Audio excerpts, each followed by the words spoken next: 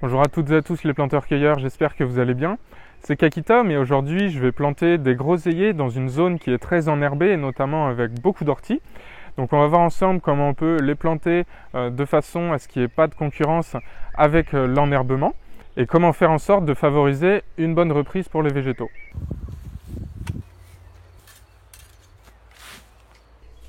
Donc là c'est les boutures de groseilliers que j'ai faites en mars de cette année. Les boutures de groseilliers, on peut les faire entre novembre et mars. Ça fait vraiment partie des plantes qui se bouturent le mieux. Avec les cassissiers, les saules, il y a des très très bons taux de reprise. Là, j'ai à peu près 8-9 boutures. Donc ici, ils vont être dans un endroit qui va être ensoleillé. Il y a juste 2-3 arbres en fait autour. Ils ont quand même une situation entre ensoleillé et mi-ombre. Et bon, La première étape, ça va être de faucher la bande sur laquelle vous voulez cultiver. On pourrait se demander pourquoi je prends la faucille plutôt que la tondeuse. Alors il faut savoir qu'il y a une différence entre faucher et tondre au niveau du paillage. Donc en fait quand on prend la tondeuse, ça va vraiment hacher les herbes en plein de petits brins et ça va faire un mélange où l'air va très mal circuler et c'est pour ça que les tontes peuvent fermenter. Donc le fait de ne pas broyer ces végétaux mais de simplement les faucher, ça va vous donner un paillage qui va être beaucoup plus durable. Et l'action de boost également, donc d'azote et de minéraux des végétaux qui auront été fauchés, sera diffusée de façon beaucoup plus lente et étalée dans le temps. L'intérêt d'avoir des orties à cet endroit, c'est que c'est une plante qui est riche en azote et en minéraux et qui les redistribuera à vos cultures. De plus, les racines des orties vont décompacter le sol et vous aurez une terre qui sera très aérée. Donc là, on voit qu'en l'espace de 2 mois et demi, les boutures de groseilliers ont déjà fait beaucoup de racines. Pour l'espacement, là, ce que j'ai fait, c'est à peu près entre 60 et 80 cm entre chaque bouture. On pourrait faire plus dense, on pourrait faire moins dense. Il y a différentes façons de faire. De toute façon, je pense que c'est les groseilliers aussi que je vais retailler tous les ans afin de me faire d'autres boutures et de renouveler les branches qui vont donner des fruits. Hop. Un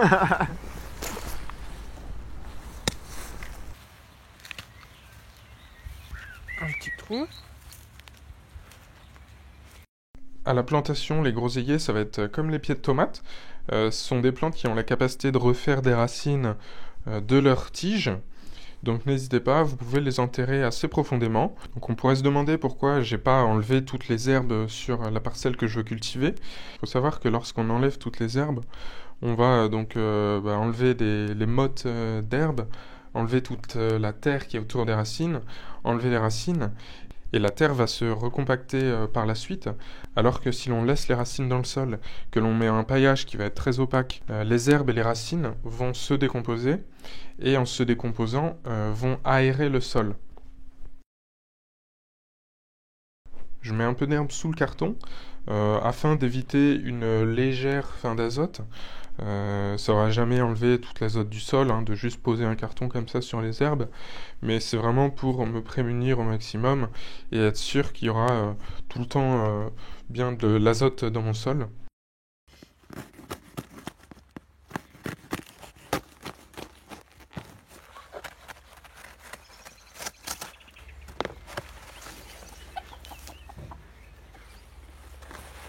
Hop.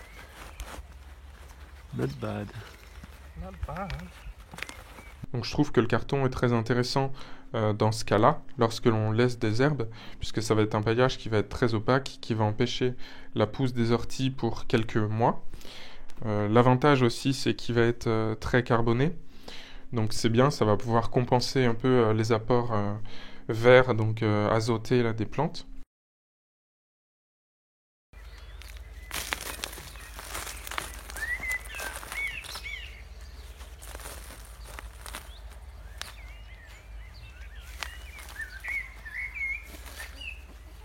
Et j'en remets par-dessus aussi également, afin que le carton en fait ne voit pas le jour, de façon à ce qu'il reste le plus humide possible, même dans la journée ou dans les journées où il fait chaud, pour en fait qu'il se dégrade plus vite et que toute cette matière intègre au plus vite le sol.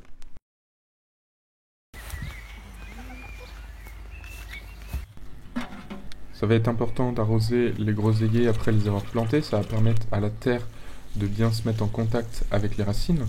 Donc là, j'ai la chance de pouvoir arroser avec de l'eau de pluie, puisque j'ai beaucoup de toiture et j'ai 7 cuves de 1000 litres pour la stocker.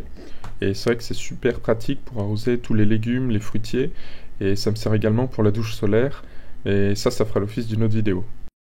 Voilà, donc je vous ai présenté une de mes méthodes que j'applique pour planter dans un endroit qui est enherbé. Je l'aime tout particulièrement parce qu'avec le carton, ça va vraiment faire une couche qui va être opaque et qui retardera au maximum l'enherbement. Dites-moi, vous, dans les commentaires, si vous avez des méthodes qui fonctionnent pour empêcher l'enherbement. Et je vous dis à très bientôt pour une nouvelle vidéo. Salut! C'était une vidéo différente de d'habitude, où on me voit plus en action. N'hésitez pas à me faire des retours dans les commentaires pour me dire ce que vous en avez pensé. Si vous avez apprécié la vidéo, je vous invite à vous abonner. Je sors une nouvelle vidéo tous les dimanches minimum. Et je vous dis à la prochaine. Salut!